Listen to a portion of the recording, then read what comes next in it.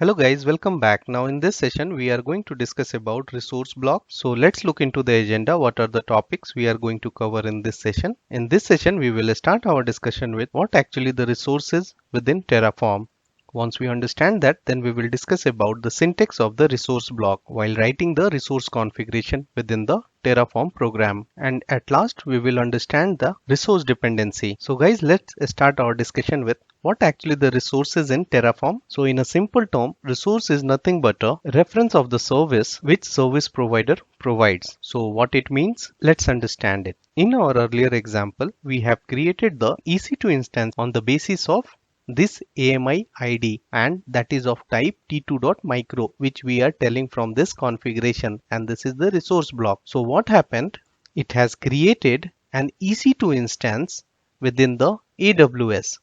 And what this EC2 instance is? This is a service within AWS. So what it means that whatever the service exists within AWS, or say whatever the services which is available to the provider, whether it is a AWS or Azure or Google Cloud Platform, and whichever provider, the services which is being referred as resources within Terraform. In our example, which I have demonstrated, an EC2 is a resource within Terraform, and when we executed the program, it has created this service within AWS infrastructure. So here you must be asking that, how do I get the information about the different resources that exist as a service within AWS or any of the provider to use within our configuration file? Then I would tell that the single source of information is our Terraform registry, which I have shown you earlier. So if you remember this website, this is a Terraform registry. If we want to get the information about any of the resources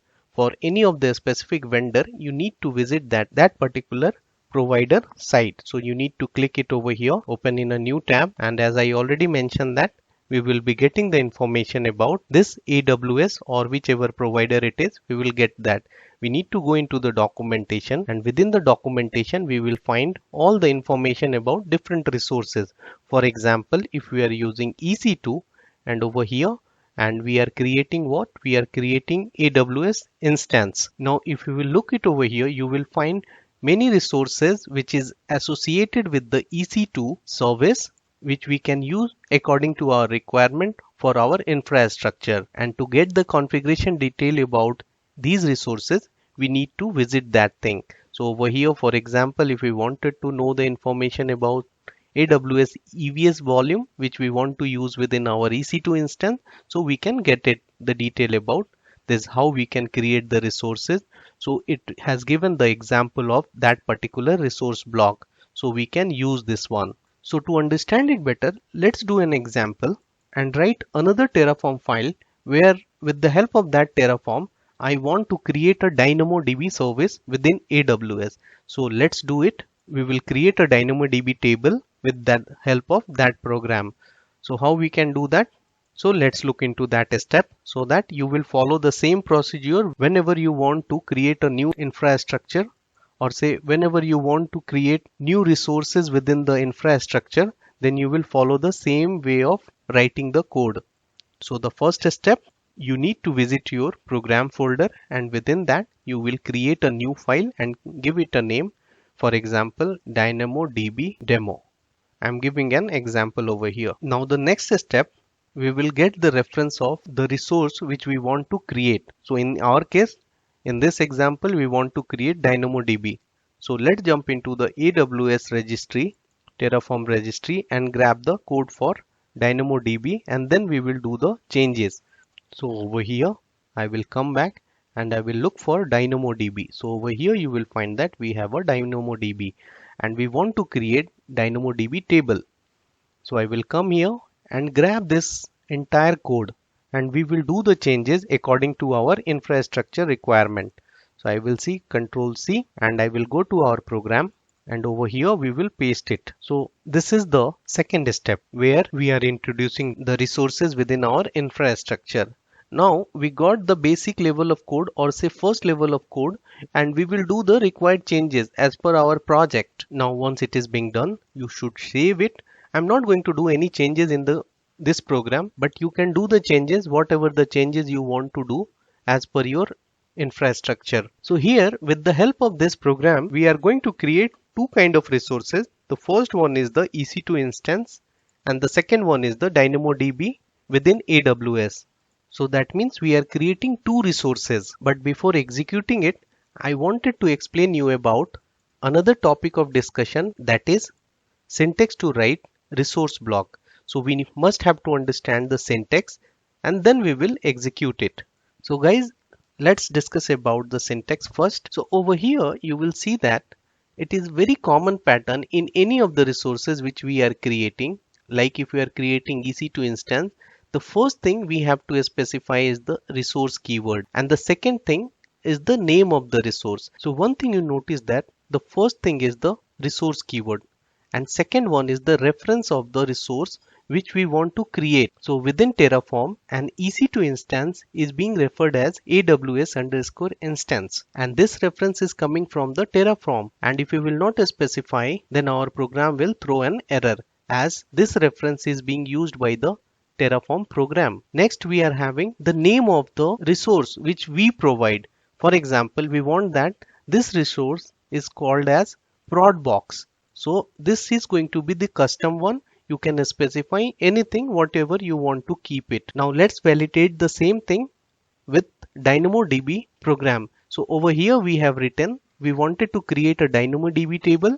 So what we mentioned, this word is going to be the remain same whichever resource you will create and for whichever the provider you want to create. Another one, here we are specifying which resource we want to create. For this case, we want to create AWS DynamoDB table. And this one is going to be the anything. You can keep any name, whatever you want to keep the name. So over here, it has given basic DynamoDB table. Next thing, you must have noticed that each of the resources is coming with their own properties. For example, EC2 instance is having, over here AWS instance is having a property called AMI, which is expecting an AMI ID. Same way, it is also expecting that instance type, because this service, the EC2 instance service, is expecting the same kind of information for the creation. So for example, if we want to create an EC2 instance, so the first thing it will expect that which AMI should be used to create an EC2 instance. And over here, this is what we are providing. And once we're done with that, then it is expecting that which type of EC2 instance it will create. So we are telling the t2.micro. So these are the parameter which we are passing from our program, and these arguments will vary from service to service or say from resource to resource. So it means that the other service, say the other resource which we are creating, they are coming with different sets of arguments. So now you must be asking that from where do I get the information about all these arguments?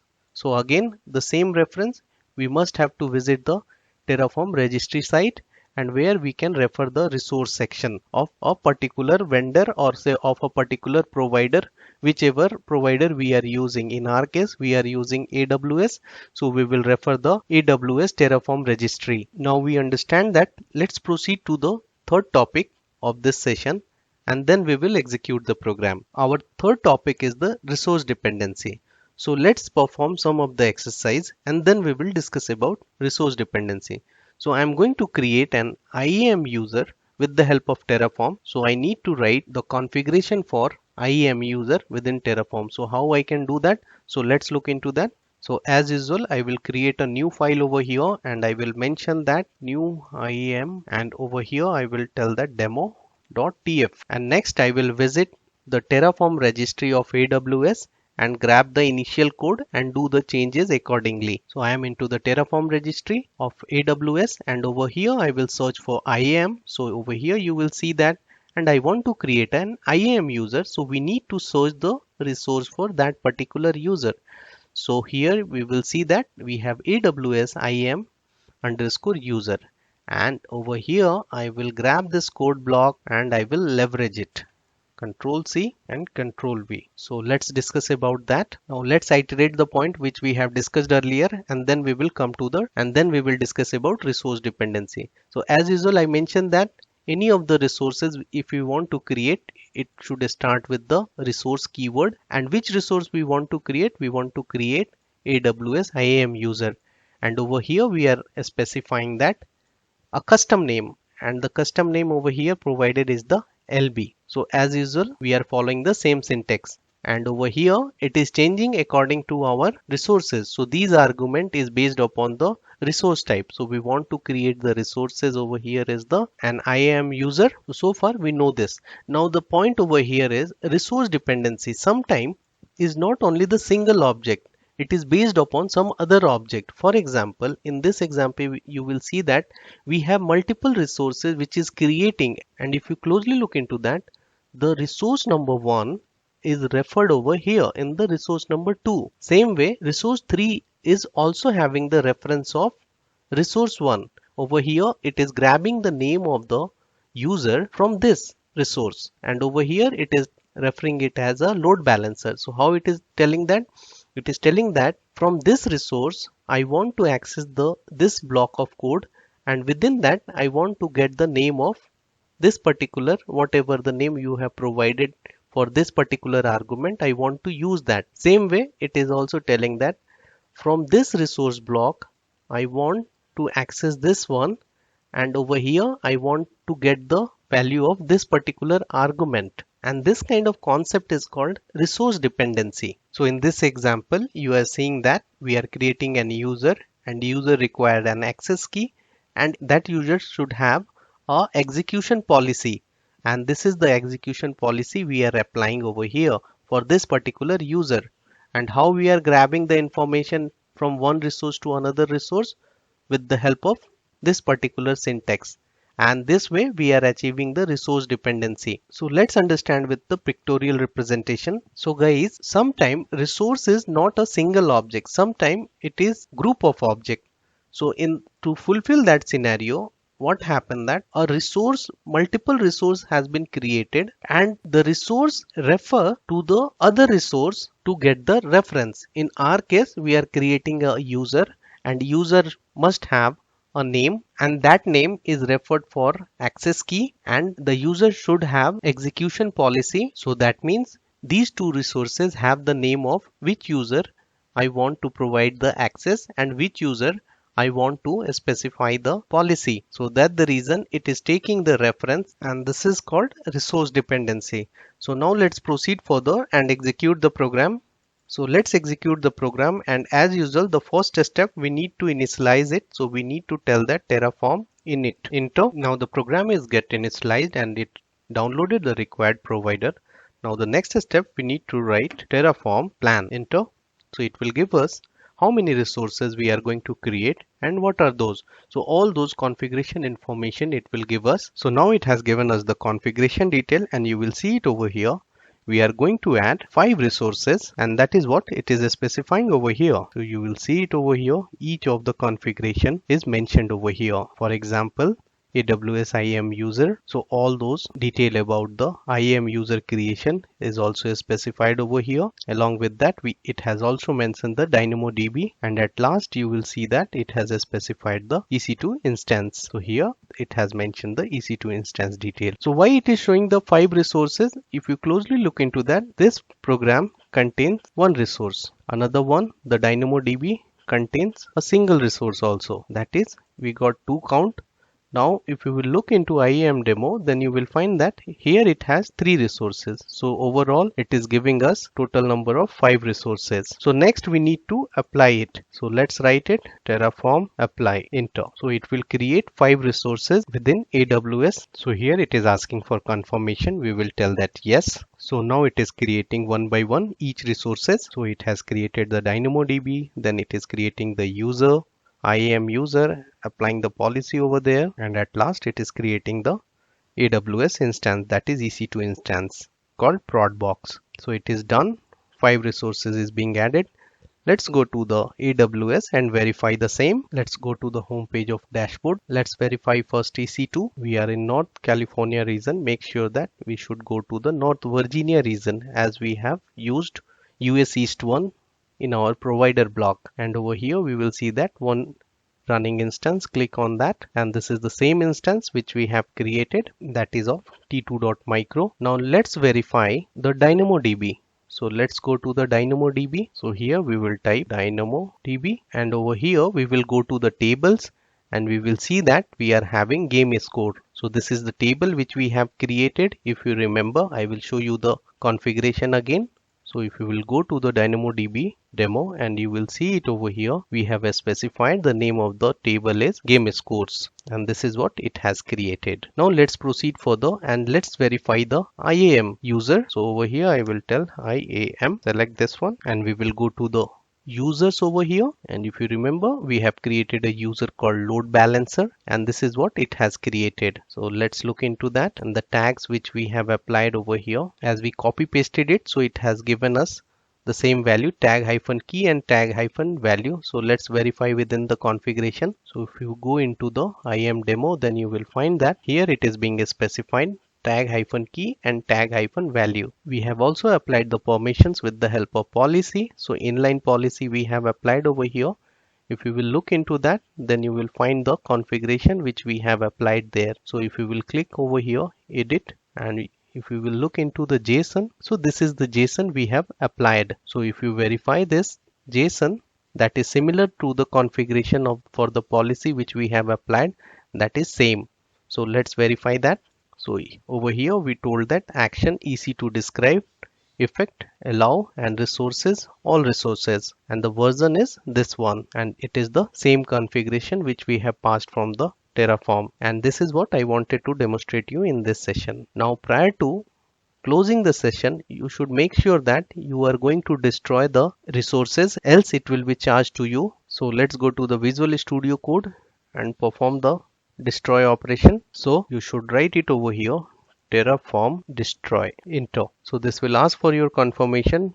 Please make sure that you are specifying the value yes. So here it is asking for your confirmation. You should specify yes to destroy the resources. So I have provided yes over here. So now all the resources has been destroyed. So let's verify it once. So let's go to the EC2 dashboard, and over here we will see that it should be displaying the terminated. So just wait for it. So we are seeing that 0 instance running. Let's go inside that, and here you will find that the instance which we have created, that is marked as terminated. So that means we will not be charged for this. Next we will verify the DynamoDB. So DynamoDB, go inside that. So there is no table exists, that's the reason it is giving us this option. So this is also being destroyed. So now let's go to the IAM, and here only one user should exist, and if you go inside the users, then you will find that there is no user, which that is called load balancing, which we have created. So we have successfully deleted or destroyed all the resources. So before closing the session, let's sum it up. So in this session we have learned that what actually the resources in Terraforms are. We have thoroughly discussed the details about the resources in this session. We have also seen that whenever if we want to get the information about the configuration detail about any resources, where we have to check. So we have to check to the Terraform registry. Then we have also thoroughly discussed about the syntax of the resource block. And at last we have discussed thoroughly about what actually the resource dependency is. So on this note, I am stopping over here. In the next session, we will discuss about the state file, Terraform state files. So see you in the next session. Till then, bye bye. Take care.